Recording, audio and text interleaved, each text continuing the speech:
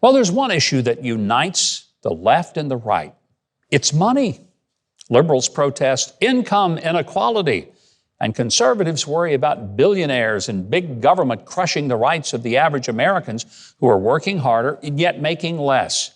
But why is it that the super rich are getting richer and the rest of us fall behind? That question is addressed in the new documentary called The Paradigm of Money. Watch. We are as close to a middle income revolution as we've ever been.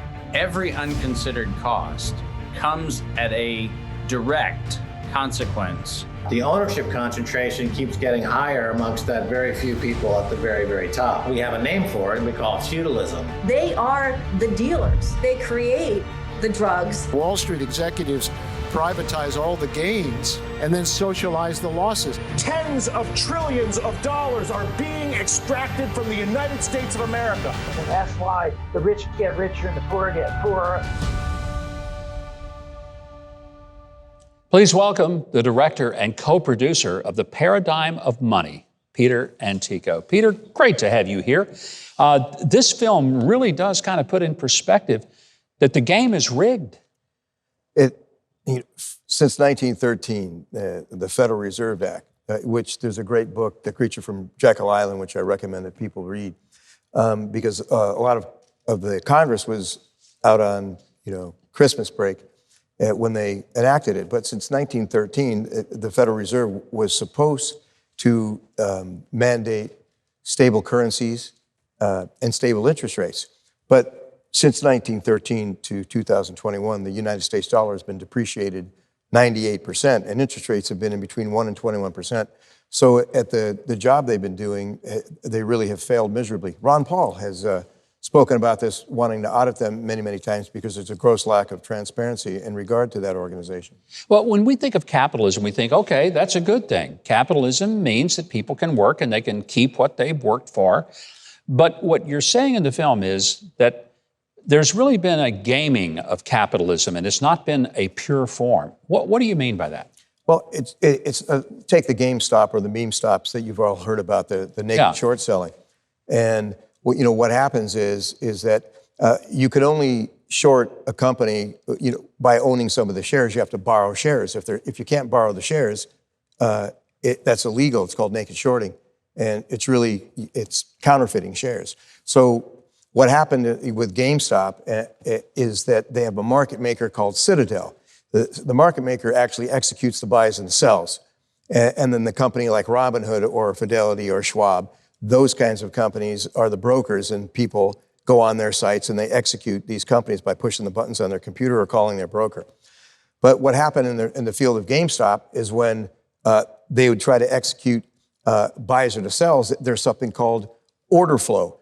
And order flow is where market makers pay for. So if Citadel is a market maker, they paid Robinhood about $140 million to run and to take all the orders from GameStop. So if they know the buys, the sells, the volume on a second basis, and the derivatives, which are the options, the shorts and the longs, they can front run the market with using their own money and make hundreds of millions of dollars. It's legalized, paid for insider information. We have gone deep into the water on that one, Peter. Yeah. I'm trying to figure out and sort it all out. Yeah. Bottom line, because some of that was like, whoa. Why is it that some people at the top just keep getting richer and richer, and then people in the middle seem to get nowhere?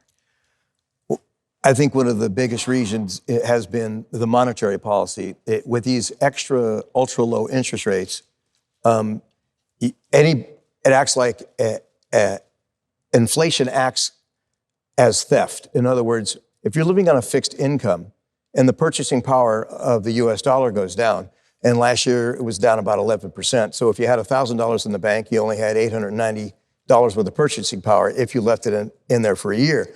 So if someone has $100,000 in the bank and they're just leaving in a banking institution, they're getting their money stolen by way of inflation.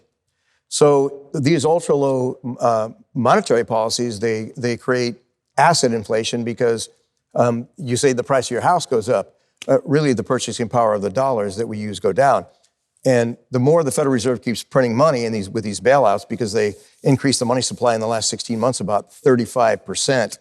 And it's like if you had Rolex watches, for simple, if you flooded the market with Rolexes, then they wouldn't hold their price. The more money that you put in the supply in Austrian economics, the more you devalue currency. So if we're using money that's devalued and our wages don't go up to match that inflation, then the price or the cost of living for people go up and the quality of life goes down. So, if you want to create sound money, they used to have it when we had a gold-backed system in '71, but Nixon took us off then. And since then, it's been competitive currency devaluation, and all currencies in the world have been devalued by printing money so they could have an export or a GDP to other countries. I think what I'm going to have to do is watch the film to get the full impact.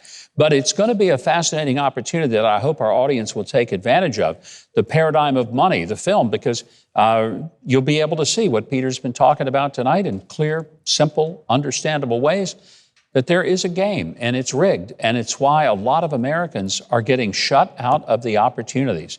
To find out more about how you can see the film, visit Huckabee.tv. You'll find a link not only to learn more about the new documentary, The Paradigm of Money, but you can see the trailer. More importantly, you can stream the entire film, and that's what we hope you do.